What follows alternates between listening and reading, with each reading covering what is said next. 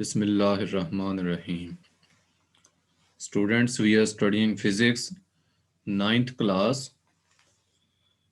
Today we are to start chapter 1, that is about physical quantities and their measurement.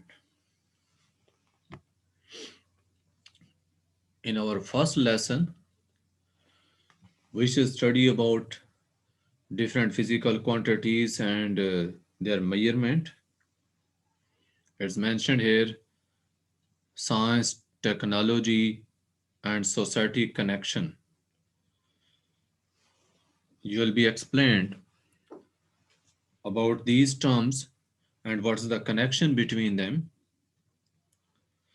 The science is the knowledge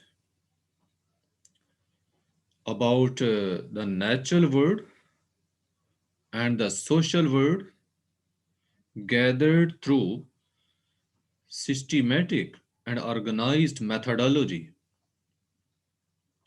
And what is technology?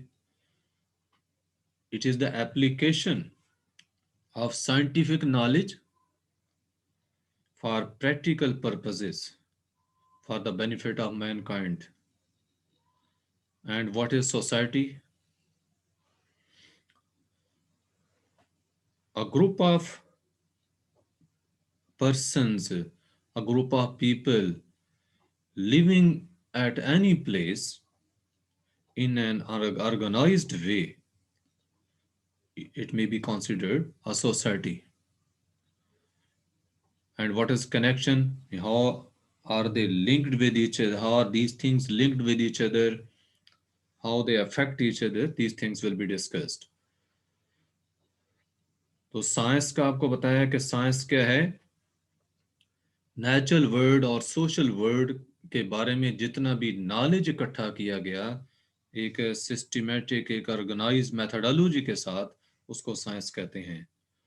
और technology क्या है? Scientific knowledge को practical purposes के लिए use करना, ये technology है। और सोसाइटी किसे कहते हैं? जहाँ पे लोग इकट्ठे रहते हों, एक ऑर्गेनाइज्ड वे में किसी जगह रहते हों, उनके कुछ वहाँ पे रहने के रूल्स डिफाइंड हों, उसे हम सोसाइटी कहते हैं। और इंटरकनेक्शन जो है इन चीज़ों का हम देखेंगे कि हम साइंस और टेक्नोलॉजी से कैसे अपने आप को बेनिफिट करते हैं, और साइंस या टेक्नोलॉजी जो है इसको हम प्रमोट कैसे करते हैं। तो ये चीज़ें इंटरकनेक्शन में आती हैं। It's mentioned man has always been inspired by the wonders of nature. कि natural phenomena, different types of happenings which are seen occurring in nature, तो इनसे क्या होता है? इंसान हमेशा इनसे इंस्पायर हुआ। Inspire means motivated, stimulated.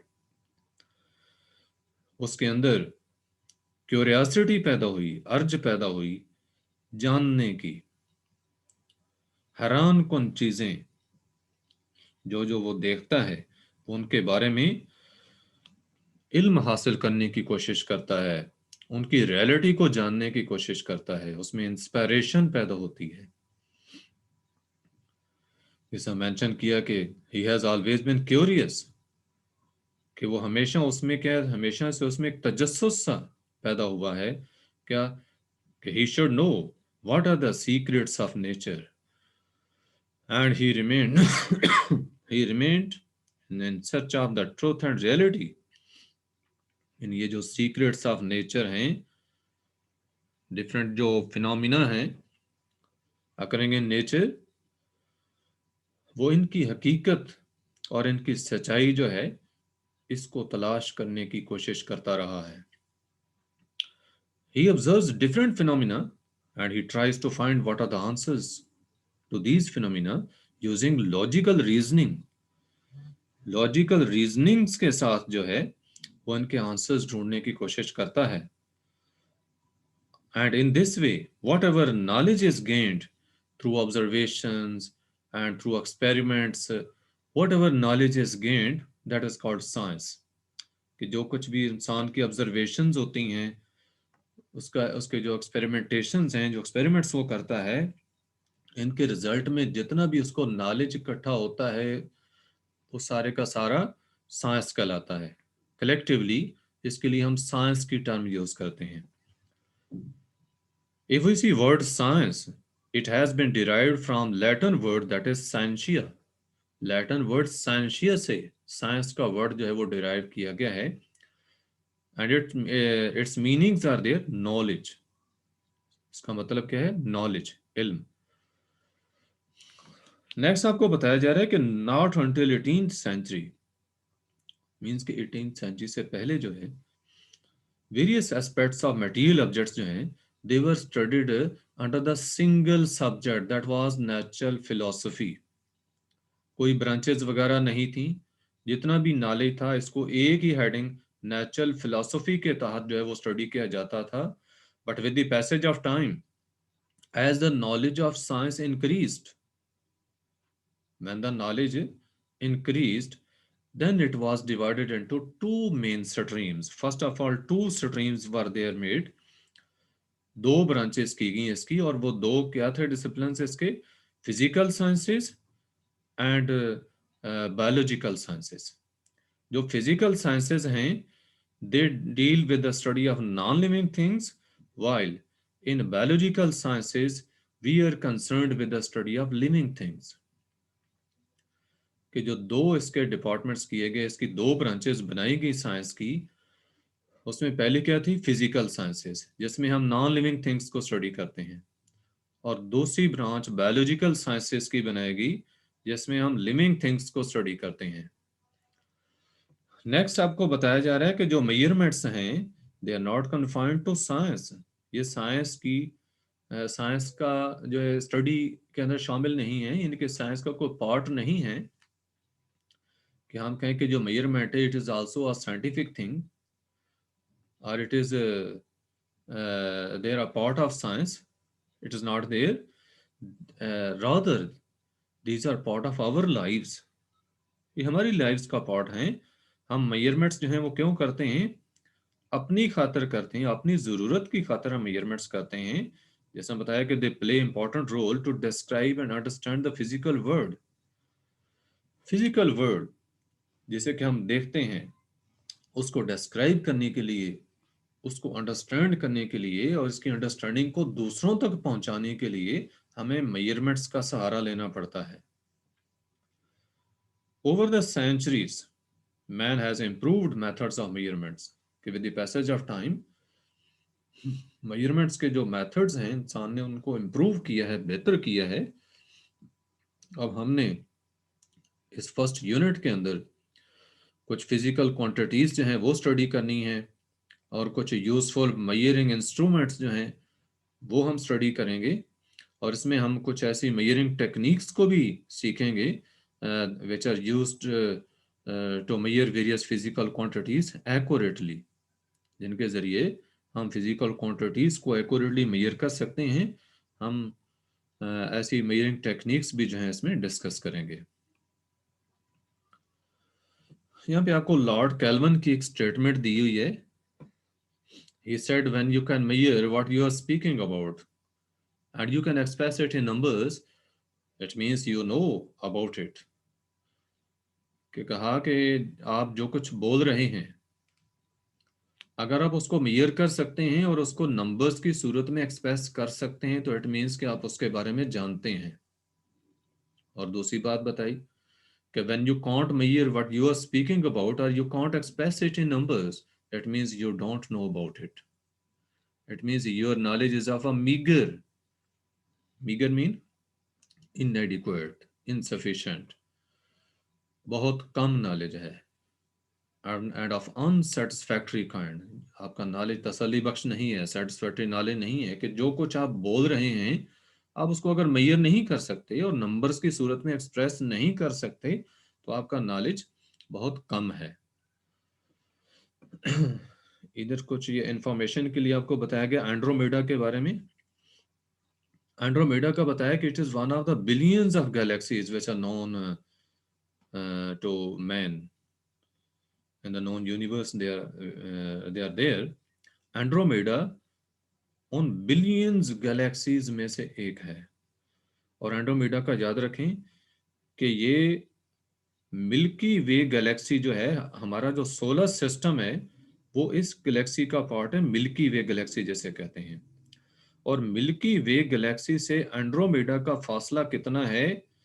ये है 2 मिलियन, 2.25 मिलियन लाइट ईयर्स।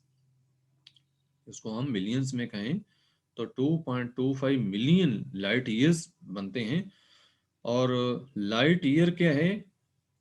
ये यूनिट है डिस्टेंस का। और एक लाइट ईयर वो डिस्टेंस होता है जो लाइट एक साल में कवर करती है। Distance covered by light in 1 year is called a light year. और लाइट की स्पीड कितनी है? 3 × 10⁻⁸ मीटर पर सेकेंड, यानी तकरीबन ये हो गए 30 करोड़ मीटर पर सेकेंड। या फिर इसको हम किलोमीटर में करें तो 1000 से डिवाइड कर देंगे तो 3 लाख किलोमीटर्स पर सेकेंड। जमीन की स्पीड, सॉरी, लाइट की स्पीड है 3 लाख किलोमीटर पर सेकेंड, यानी एक सेकेंड में light 3 lakh kilometre distance cover कर सकती है। और एक साल में लाइट जो डिस्टेंस कवर करे इतनी स्पीड के साथ, वो बनता है 1 लाइट ईयर। और एंड्रोमेडा का मिल्की वे गैलेक्सी से डिस्टेंस कितना है? 2.25 million light years. You can imagine from here the vastness of nature, vastness of this universe, and how great is its creator. और ये भी ये नोट रखें कि ये जो एंड्रोमेडा है, it is our neighbouring galaxy, यानी हमारी गैलेक्सी जो है वो मिल्की वे गैलेक्सी है। और इस गैलेक्सी की जो करीबी गैलेक्सी है वो एंड्रोमेडा है। Other galaxies are also there which are far away from our galaxy. It was just an information. You should keep it in mind. Then branches of physics. Mechanics. First branch is there, mechanics. It is the study of motion of objects, its causes and its effects. इन इसमें हम objects की motion को study करते हैं। Mechanics को याद रखें, इसकी आगे 2 ब्रांचेस आती हैं, एक काइनेमेटिक्स होती है और एक है डायनामिक्स। काइनेमेटिक्स के अंदर हम study of motion of objects करते हैं without mentioning the cause that produces the motion. Cause क्या होती? फोर्स। यानी काइनेमेटिक्स के अंदर हम फोर्स को मेंशन नहीं करते जिसकी वजह से मोशन काज होती है। जबकि जो दूसरी इसकी ब्रांच डायनामिक्स है, उसमें हम फोर्स के इफेक्ट्स जो हैं वो भी स्टडी करते हैं मोशन के ऊपर। Second branch is heat. Heat का बताया कि it deals with the nature of heat. ये जो ब्रांच ऑफ फिजिक्स है, इसमें हम नेचर ऑफ हीट को देख। नेचर ऑफ हीट क्या है? It is a form of energy. And modes of transfer, के हीट ट्रांसफर कैसे होती है? We know heat moves from hot body to cold body. And the effects of heat, heat के effects क्या होते हैं?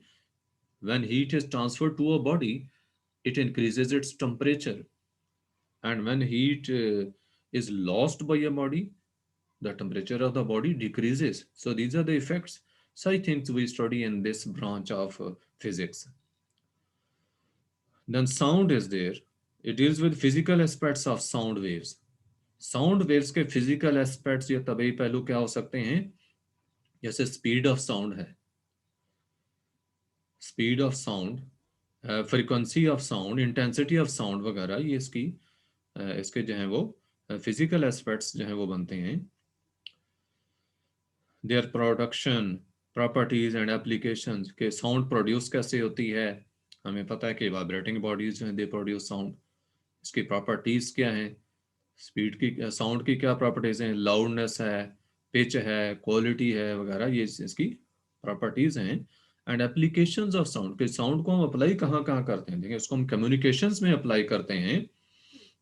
इसके अलावा देखिए हमारे जितने म्यूजिकल इंस्ट्रूमेंट्स हैं उनके अंदर जो है वो साउंड का यूज होता है for entertainment purposes.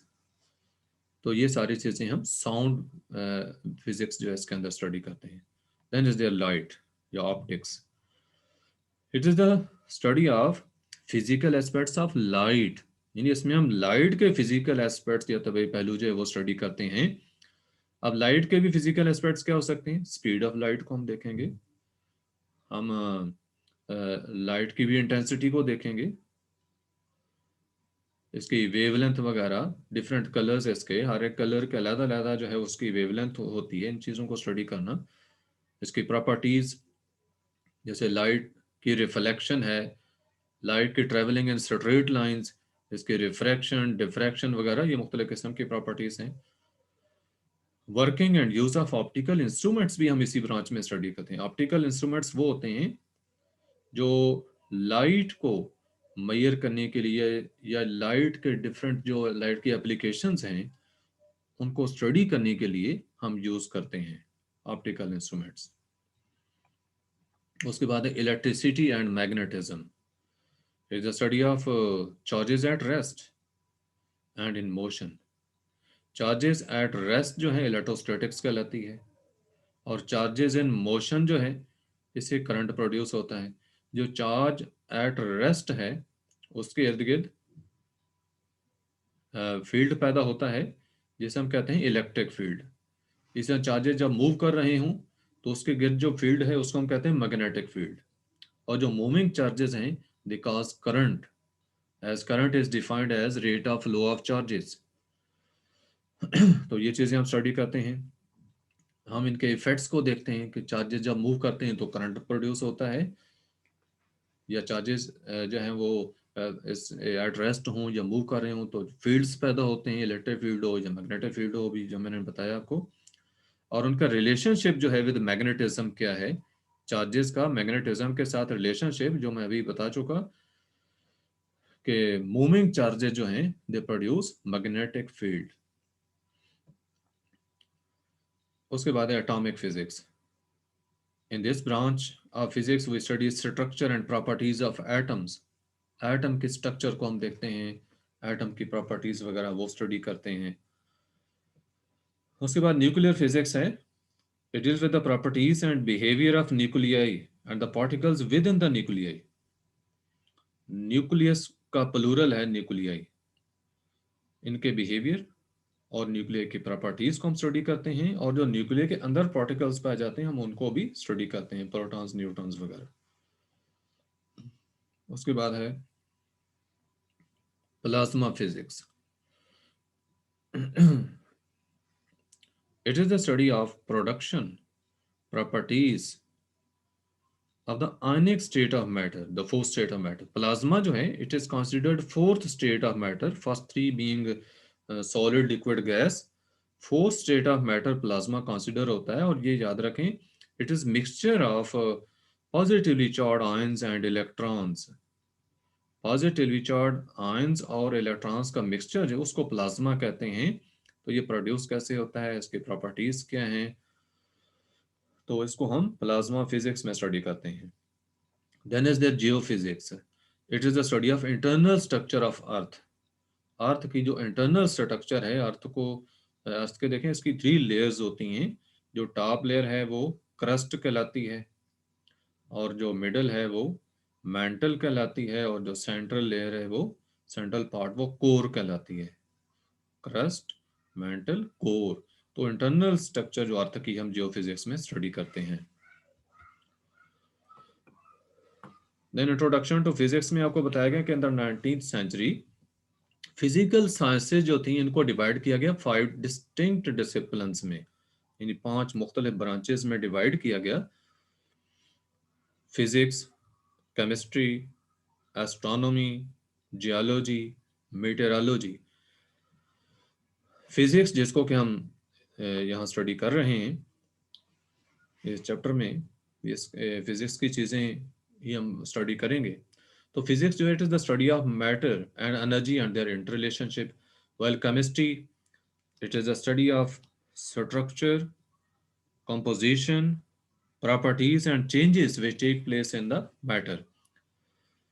And astronomy, it is the study of celestial objects.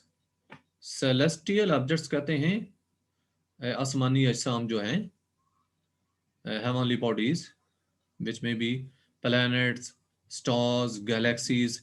तो इन चीज़ों का इसकी स्टडी जो है एस्ट्रोनॉमी कहलाती है। एक एक ब्रांच है एस्ट्रोलॉजी, वो डिफरेंट है ऐसे। एस्ट्रोलॉजी जिसे इल्म नजूम कहते हैं, एस्ट्रोलॉजी जो है it is a belief that position of planets and stars, that is celestial objects, position of celestial objects affects the events occurring at earth. जमीन पर होने वाले जो इवेंट्स हैं कि उनको ये सेलेस्टियल ऑब्जेक्ट्स की पोजीशन अफेक्ट करती है।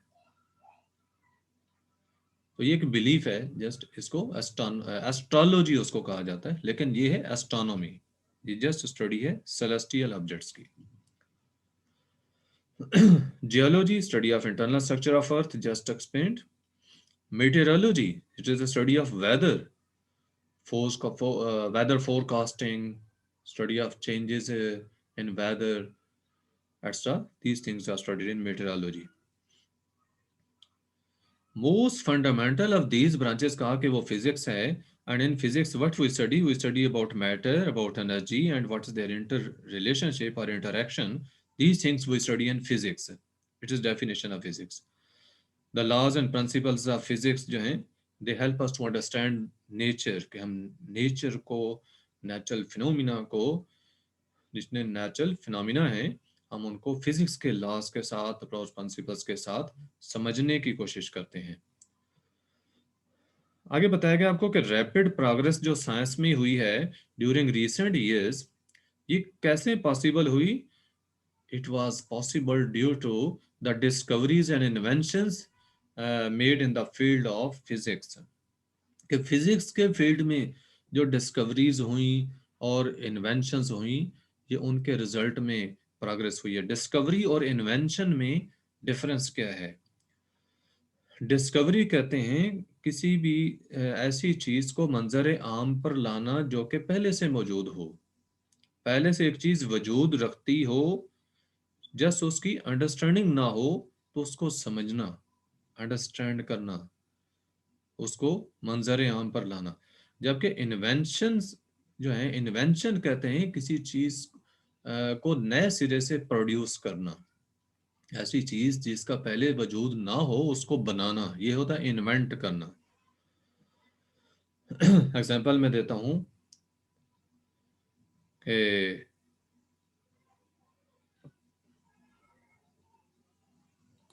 we say Columbus discovered America and we say Marconi invented radio. अब अमेरिका पहले से था, कोलंबस ने डिस्कवर किया, और रेडियो पहले नहीं था, तो रेडियो इजाद हुआ, इन्वेंट हुआ। Next is there technologies and applications of scientific principles. Technologies क्या हैं? These are the applications of scientific principles for practical purposes. You can say हम साइंटिफिक प्रिंसिपल्स को, साइंटिफिक नॉलेज को जब प्रैक्टिकल पर्पसेस के लिए यूज करते हैं तो उसको हम टेक्नोलॉजी कहेंगे। Most of the technologies of our modern society जो हैं थ्रू आउट द वर्ल्ड जो कि यूज हो रही हैं, they are related to physics, यानी फिजिक्स के जरिए वो डेवलप हुई हैं। फॉर एग्जांपल कार जो है, it is made on the principles of mechanics, that is the study of motion. And a refrigerator is based on the principles of thermodynamics. Thermodynamics क्या है? The study of transfer of heat from one place to another. The study of heat and its transfer. These things are studied in thermodynamics. तो thermodynamics के principles की base पे refrigerator जो है ये बनाया गया। इन अवर डेली लाइफ बताया कि we hardly find a device, कि कोई डिवाइस आपको मुश्किल है कि ऐसा मिले कि in which physics is not involve. For example you can consider pulleys that is used to easily lift heavy loads. एक एग्जांपल देगी आपको इलेक्ट्रिसिटी के, बताया कि it is used not only to get light and heat but also mechanical energy that drives fans and electric motors. कि electricity जो है, electrical energy, इससे हम सिर्फ लाइट और हीट नहीं हासिल करते बल्कि इससे मैकेनिकल एनर्जी भी हम लेते हैं, यानी इसको मैकेनिकल एनर्जी में कन्वर्ट करके हम फैंस मोटर वगैरह जो है वो चलाते हैं। Consider means of transportation. आप ट्रांसपोर्टेशन को ले लें, जैसे कार्स हैं, एरोप्लेन्स वगैरह हैं। आप डोमेस्टिक अप्लायंसेस को लें, जैसे एयर कंडीशनर्स हैं, रेफ्रिजरेटर्स हैं, वैक्यूम क्लीनर्स हैं, वॉशिंग मशीन्स, माइक्रोवेव ओवन्स वगैरह। इसी तरह से आप कम्युनिकेशन डिवाइसेस को लें, radio, TV, telephone, computer, all these are the result of applications of physics. ये फिजिक्स की बदौलत बदौलत हैं ये सारी चीज़ें। ये इधर आपको वैक्यूम क्लीनर और मोबाइल फ़ोन जो है पिक्चर्स उनकी दिखाई गई हैं। These devices बताया कि they have made our lives much easier, faster and more comfortable than it was there in past। कि जो पास्ट की लाइफ थी इंसान की, उसकी निस्बत आप देखें किस कदर कंफर्टेबल हो चुकी है लाइफ, और किस कदर जो है वो स्पीडी हो चुकी है, इजियर हो चुकी है। For example think of what a mobile phone जो है, that is smaller than our palm, what can it do? Just imagine it. It allows us to contact people. We can contact people with it who are there anywhere in the world. We can get latest worldwide information using this mobile phone. We can take pictures and we can save pictures. We can send and receive messages to our friends. And we can also receive radio transmission with the help of our mobiles. We can also use it as a calculator. तो multiple uses हैं इस calculator के, जो छोटा सा device है जो कि हम पॉकेट में रख सकते हैं। हाँ, और बताया कि साइंटिफिक इन्वेंशंस जो हैं इनके जहाँ इतने ज़्यादा फ़ायदे हुए हैं, मुफीद इन्वेंशंस हैं, वहाँ पे इसके कुछ हार्म्स और कुछ डिस्ट्रक्टिव इवेंट्स भी हैं। इनकी कुछ डिस्ट्रक्टिव नेचर भी है। वो कैसे? मसलन एनवायरमेंटल पोल्यूशन को देखें, माहौल की आलूदगी जो है, और दूसरी चीज़ है डेडली वेपन्स, जानलेवा हथियार जो हैं। तो ये भी फिजिक्स की इजादात हैं। तो ये इसके जो है वो डिस्ट्रक्टिव इफेक्ट्स, हार्मफुल इफेक्ट्स जो हैं, एस्पेक्ट्स जो हैं, हार्मफुल और डिस्ट्रक्टिव एस्पेक्ट्स आपको बताए गए ये फिजिक्स के। However it depends upon man for what purpose he is using the inventions और इन्वेंटेड थिंग्स ऑफ फिजिक्स। यहाँ भी आपको बताया गया है इंफॉर्मेशन के लिए कि जो विंड टर्बाइंस हैं ये यूज होती हैं to produce pollution free electricity, जिससे पोल्यूशन पैदा नहीं होती। यहाँ पे आपको क्विज के तौर पे कुछ क्वेश्चन पूछे गए थे कि why do we study physics, हम फिजिक्स क्यों स्टडी करते हैं? तो हम फिजिक्स इसलिए स्टडी करते हैं, जिससे पहले मैंने एक्सप्लेन किया भी है, we try to expose the nature's natural secrets and we try to find the truth and reality of such things। Natural phenomena जो हैं, नेचुरल फिनोमिना जो हैं, इनकी ट्रुथ और रियलिटी को हम फाइंड करने की कोशिश करते हैं। और इस नॉलेज को यूज करते हुए ये बताया ना कि नेचुरल फिनोमिना जो है, इन फिनोमिना को हम अंडरस्टैंड करने की कोशिश करते हैं, और हम डिफरेंट टेक्नोलॉजीज को डेवलप करते हैं which are use for the welfare of mankind. तो ये वजह है कि हम फिजिक्स को स्टडी करते हैं, क्योंकि ये सारे काम फिजिक्स की स्टडी से पॉसिबल हैं। उसके बाद आपसे 5 ब्रांचेस के नेम्स पूछे गए। आप कोई सी 5 ब्रांचेस जो उनके नाम लिख सकते हैं। यहाँ पे मैंने ये 5 मेंशन कर दिए हैं: atomic physics, nuclear physics, plasma physics, geophysics, mechanics. तो आप कोई सी 5 लिख सकते हैं। उसके बाद है physical quantities. Physical quantities are those which can be measured, यानी वो क्वांटिटी जिसको हम मेजर कर सकते हैं, that is a physical quantity. जैसा कि लेंथ, मैस, टाइम, टेम्परेचर वगैरह हैं, हम इसको मेजर कर सकते हैं। फिजिकल क्वांटिटी बताया कि एटलीस्ट इसकी टू कैरेक्टरिस्टिक्स होती हैं जो कि कॉमन होती हैं। जितनी भी फिजिकल क्वांटिटीज हैं उन सब के अंदर ये दो कैरेक्टरिस्टिक्स कॉमन होती हैं। Number one is the numerical magnitude and other is the unit in which it is measured. For example, यानी दो चीजें आपको बताएगी ना, एक न्यूमेरिकल वैल्यू है और दूसरा यूनिट है। वैसे उन्होंने यहाँ पे जो आपको बताया गया ना आपकी बुक में जो मेंशन कि न्यूमेरिकल मैग्नीट्यूड एंड यूनिट, ये मैग्नीट्यूड की टर्म याद रखना कि ये न्यूमेरिकल वैल्यू और यूनिट दोनों के लिए एक इकट्ठी टर्म मैग्नीट्यूड यूज होती है। फिजिकल क्वांटिटी को डिस्क्राइब करने के लिए जो मैग्नीट्यूड है, ये न्यूमेरिकल वैल्यू भी और साथ यूनिट भी उसको कलेक्टिवली डिस्क्राइब करती है। फॉर एग्जांपल जैसे देखें, लेंथ ऑफ स्टूडेंट लिखा 104 सेंटीमीटर, तो ये पूरा मैग्नीट्यूड ही कहलाता है फिजिक्स के अंदर। इसको पूरे को हम मैग्नीट्यूड कहते हैं। यहाँ पे ये 104 न्यूमेरिकल वैल्यू है और सेंटीमीटर जो है वो यूनिट है। उन्होंने 104 को ही बताया कि ये न्यूमेरिकल मैग्नीट्यूड है और सेंटीमीटर जो है वो यूनिट है मेजरमेंट का। सिमिलरली कहा कि when a grocer says that each bag contains 5 kg sugar, तो इसमें 5 न्यूमेरिकल वैल्यू है और केजी जो है वो यूनिट है मेजरमेंट का। अब अगर हम अकेला जो है वो 5 यूज करते हैं या केजी यूज करते हैं तो they will be meaningless. Physical quantities को दो कैटेगरीज में डिवाइड किया गया है, base quantities and derived quantities. Base quantities क्या है? 7 फिजिकल क्वांटिटीज ऐसी हैं which form the foundation for other physical quantities, जिनकी टर्म्स में हम अदर फिजिकल क्वांटिटीज को एक्सप्लेन कर सकते हैं, डिस्क्राइब कर सकते हैं। ये 7 फिजिकल क्वांटिटीज हैं और जो सिस्टम इंटरनेशनल है, इवन उसके अंदर यही 7 क्वांटिटीज ही यूज की गई हैं, इसलिए ये बेस क्वांटिटीज कहलाती हैं। We can say that system international is based on these 7 quantities. बताया कि दीज फिजिकल क्वांटिटीज जो हैं they are called the base quantities. इनमें ये कौन सी हैं? Length, mass, time, electric current, temperature, intensity of sound and amount of substance।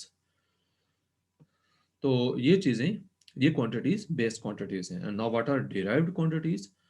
These are those physical quantities which we express in terms of base quantities, कि जिन्हें हम base quantities की terms में express करते हैं।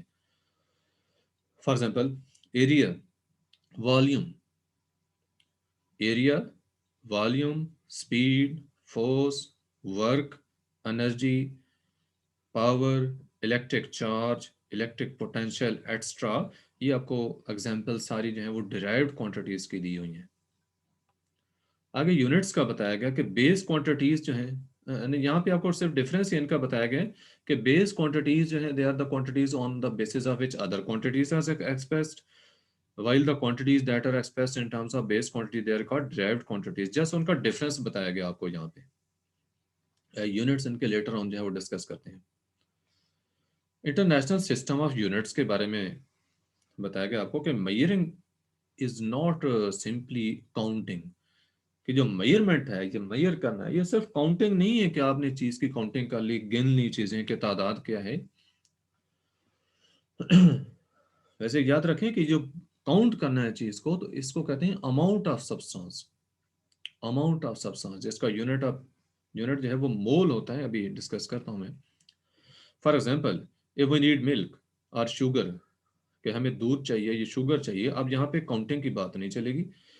We must understand how much quantity of milk और sugar we are talking about, कि हम कितनी क्वांटिटी मिल्क की या शुगर की जो है उसके बारे में हम बात कर रहे हैं, जिससे लेना चाहते हैं। हम उसको कैसे बता सकें कि हम कितना मिल्क लेना चाहते हैं या कितनी शुगर लेना चाहते हैं।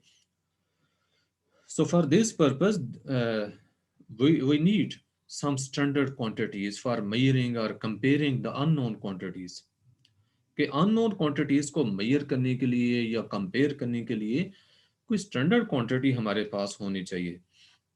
And once we have defined a standard quantity, then we are just to compare our own quantity with this standard quantity। यहाँ मेंशन किया ना कि once a standard is set, कि एक दफ़ा स्टैंडर्ड क्वांटिटी आपने सेट कर ली है, डिफाइन कर ली है फॉर अ क्वांटिटी, किसी क्वांटिटी को मेजर करने के लिए, then it can be expressed in terms of that standard quantity.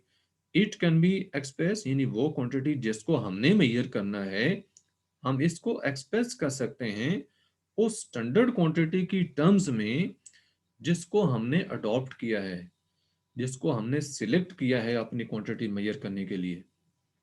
तो वो जो स्टैंडर्ड क्वांटिटी है वो यूनिट कहलाती है। इस बात को मैं रिपीट कर दूं कि एक क्वांटिटी हमने स्टैंडर्ड के तौर पे सिलेक्ट की, उसके बाद एक क्वांटिटी हमारी है जिसको हमने मेजर करना है। तो अब हमने क्या करना है कि अपनी क्वांटिटी को उस स्टैंडर्ड क्वांटिटी के साथ कंपेयर करके एक्सप्रेस करना है, ताकि पता चल सके कि हमारी क्वांटिटी कितनी है, हम दूसरों को बता सकें, दूसरों को कन्वे कर सकें, समझा सकें।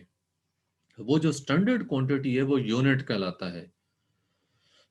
जैसा कि देखें, हम कहते हैं मिल्क, मिल्क शॉप पे जाएं और हम कहें कि हमें 5 लीटर जो है वो मिल्क चाहिए, तो उसको समझ आ जाएगी इसमें 5 लीटर, लीटर जो हम यूज़ करें वो यूनिट है।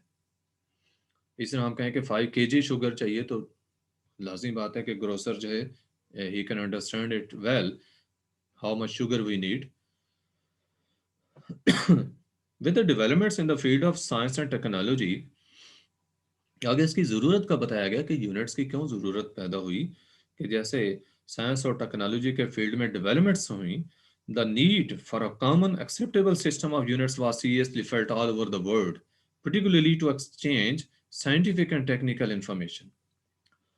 दुनिया भर में इंफॉर्मेशन को एक्सचेंज करने के लिए, वो साइंटिफिक इंफॉर्मेशन हो या वो टेक्निकल इंफॉर्मेशन हो, उसको शेयर करने के लिए, दूसरों को बताने के लिए, तो एक ज़रूरत पैदा हुई कि ऐसा सिस्टम ऑफ यूनिट्स होना चाहिए जो all over the world similar हो, एक जैसा सिस्टम हो, अंडरस्टैंडेबल हो, जिसको कि ऑल ओवर द वर्ल्ड सब लोग जो हैं वो समझते हों, ताकि एक इलाके के लोग जब दूसरे इलाके में जाएं तो वो अपनी जो मेजरमेंट है वो दूसरों को एक्सप्लेन कर सकें और दूसरे उसको समझ सकें।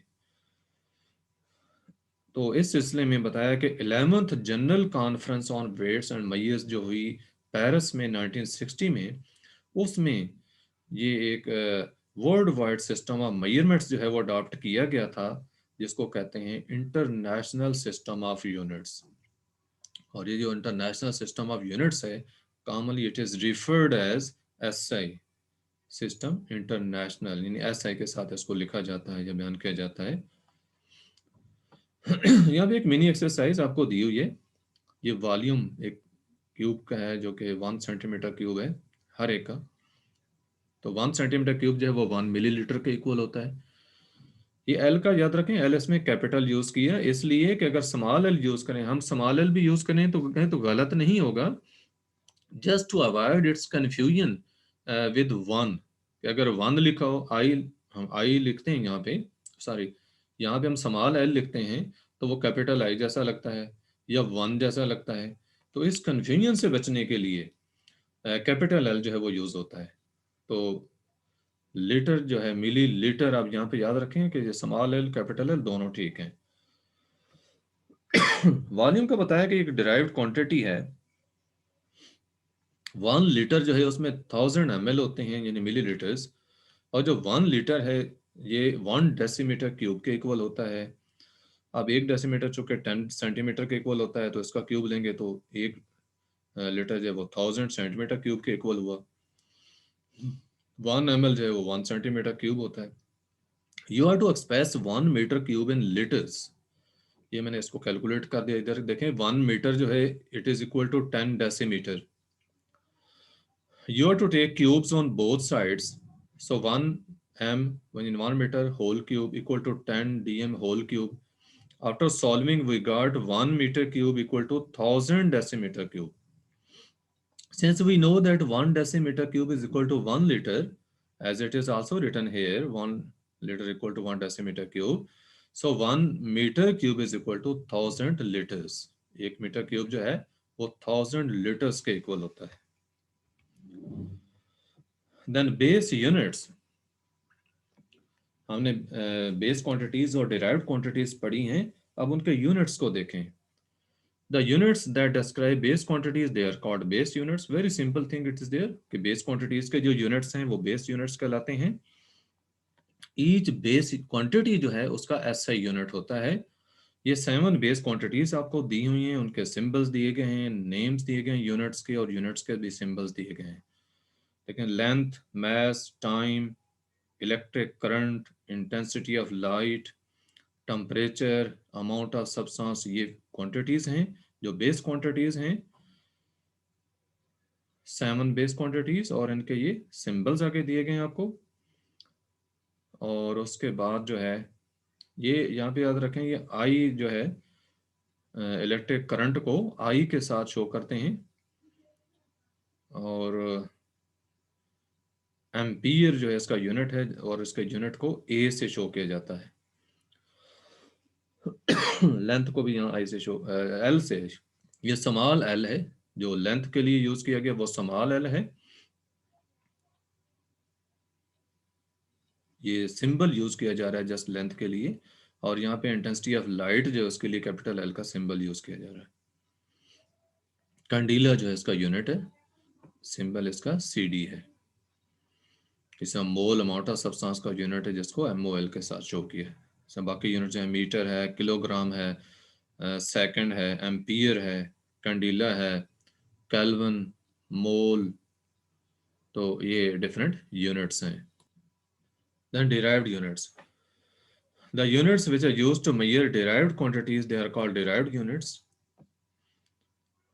जो कि डिराइव्ड क्वांटिटीज को मेजर करने के लिए हम यूनिट्स यूज करेंगे उन्हें डिराइव्ड यूनिट्स कहते हैं। They are defined in terms of base units and they are obtained by multiplying or dividing one or more base units with each other। कि हम बेस यूनिट्स जो हैं दो या दो से ज़्यादा, उनको हम आपस में मिलाते हैं जब मल्टीप्लाई करके या डिवाइड करके, तो हमें इन डिराइव्ड क्वांटिटीज के यूनिट्स मिलते हैं जिन्हें हम डिराइव्ड यूनिट्स कहते हैं। लाइक यूनिट ऑफ एरिया देखें, मीटर स्क्वायर है। यूनिट ऑफ वॉल्यूम जो है it is metre cube, and they are based on the unit of length जो कि मीटर है, तो ये उस पे बेस करते हैं। दस यूनिट ऑफ लेंथ जो है वो बेस यूनिट है, जबकि unit of area and unit of volume क्या है, they are derived units. Speed को हम डिफाइन करते हैं as the distance covered in unit time. Therefore जो यूनिट होगा मीटर पर सेकंड इसका, इसको देखें कि हमने लेंथ और टाइम के यूनिट्स के साथ जो है वो डिस्क्राइब किया। सिमिलरली यूनिट ऑफ डेंसिटी देखें, किलोग्राम पर मीटर क्यूब होता है। फोर्स न्यूटन होता है इसका यूनिट, और प्रेशर पास्कल ऐसा यूनिट है इसका। पावर वाट के साथ जो है इसको स्पेस किया जाता है, इसका यूनिट वाट है।